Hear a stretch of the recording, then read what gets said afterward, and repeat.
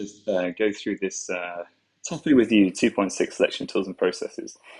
All right, so we talked already about this example here of how to make a hole. So the key thing is with this is you've got to go through the process of drilling a hole, and the hole needs to be just under what the diameter of the hole you actually need to make. So for example, if you need an M6 threaded hole, you need to have a 5.5 actual drilled hole. Then you tap the hole with the lubricant, you clean it out, and then you drive the bolt into it. So that's called tapping, is that process there. So I'm going to write that up here. And then if it was on an external bar of metal, you'd call that threading there. And the process is the same. Yeah, so we talked already about the different types of screws, doing self-tapping machine screws.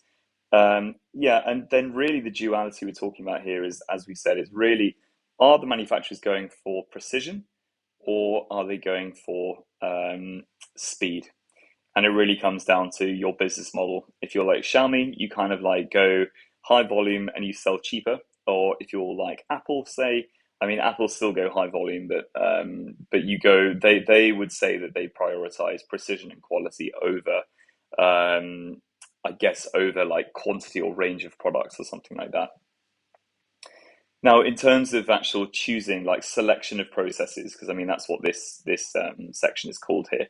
These are kind of the keywords that we need to be familiar with. Now, this is stuff that I think we should be fairly familiar with. I mean, safe working practices is really just adhering to standard safe health and safety procedures. So those are the various like I guess we call them British standards.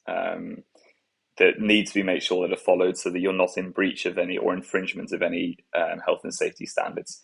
So yeah, if say our school here, we have to make sure that our workshop it satisfies all health and safety criteria. So that means every now and then we might need to get in a an external body from like the BSO, like the British Standards organization, to come in and check our workshop. So that's one thing. Risk assessments need to be undertaken as well, and with that, it's all about identifying risks and then potential control measures. So identifying risks and then control measures,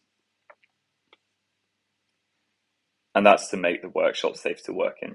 Okay, so the scales of production here. It's really knowing like why would you choose one production method over the other. If you're going for like bespoke, then one-off is a much better way to go. If you're wanting to make, if you want to be able to sell them cheap, then mass is the way to go, or continuous. Yeah, that's the two there. I mean, mass and continuous typical examples are like little sort of plastic products or plastic lids or bottles or something like that. Um, I mean, those kind of products, those are the easy money makers because the manufacturing of them is so simple. It's just one injection molding or blow molding tool, and that's it. So that's why it's much more difficult to say take like an iPhone and for Apple to actually scale the production to being almost continuous, or certainly, they have it continually producing for at least a couple of years. Yeah, so in terms of volume mass, we're sort of talking 10,000 units up. Um, and then one off, it could be anything up to about 10 units, and then this batch is kind of in the middle there. Mass and continuous, typical ones we're talking about are injection molding for plastics. Um, for woods, it would be CNC. And then for metals, it would be typically like die casting. And just remember, die casting is basically the injection molding equivalent for metals.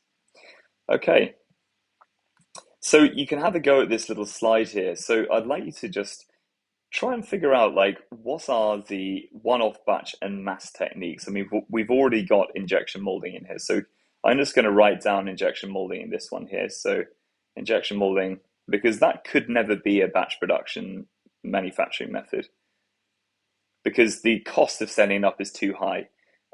Batch, we could say, yeah, CNC, and then one-off, we could sort of maybe say